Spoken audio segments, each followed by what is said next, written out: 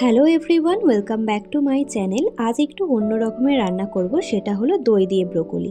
Trust me, এর স্বাদ কিন্তু একদমই আলাদা। প্রথমে কড়াইতে জল দিয়ে অল্প একটু নুন দিয়ে কুচি কুচি করে কেটে রাখা ব্রোকলিগুলোকে অল্প করে সিদ্ধ করে নিতে হবে।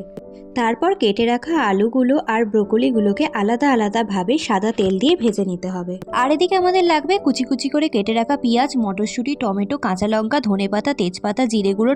তারপর কড়াইতে তেল দিয়ে তার মধ্যে দিয়ে দিয়েছিলাম জিরে গুঁড়ো, তেজপাতা আর পেঁয়াজগুলোকে ভালো করে ভেজে নেওয়ার পর 3টে টমেটো আমি এদিকে পেস্ট করে রেখেছিলাম। সেই পেস্ট করা টমেটোটাকে আমি কড়াইয়ের মধ্যে দিয়ে কিছুক্ষণ নাড়াচাড়া করার পর দিয়ে দিয়েছিলাম অল্প পরিমাণে নুন। তারপর একটা বাটিতে নিয়ে নিয়েছিলাম হলুদ গুঁড়ো, ধনে গুঁড়ো, জিরে গুঁড়ো আর তার মধ্যে দিয়ে দিয়েছিলাম অল্প পরিমাণে জল দিয়ে ভালো করে নাড়াচাড়া করে কড়াইতে দিয়ে দিতে হবে। তারপর কেটে রাখা যে টমেটোগুলো ছিল, টমেটোগুলোকে কড়াইতে দিয়ে ভালো করে নাড়াচাড়া করে নিয়েছিলাম। তারপর দিয়ে দিয়েছিলাম কাঁচা লঙ্কা আর মটরশুঁটিগুলোকে দিয়ে ভালো করে নাড়াচাড়া করে নিয়েছিলাম। আর তারপর দিয়ে দিয়েছিলাম অল্প পরিমাণে টক দইগুলোকে দিয়েও কিন্তু ভালো করে নাড়াচাড়া করে নিতে হবে। তারপর যতক্ষণ না তেল ছাড়ছে, তারপর যখন অল্প তেল ছাড়বে তখন যে আলু আর ব্রোকলিগুলোকে আমি ভেজে রেখেছিলাম সেগুলো দিয়ে কিছুক্ষণ নাড়াচাড়া করে নেওয়ার পর অল্প পরিমাণে জল দিয়ে দিয়েছিলাম।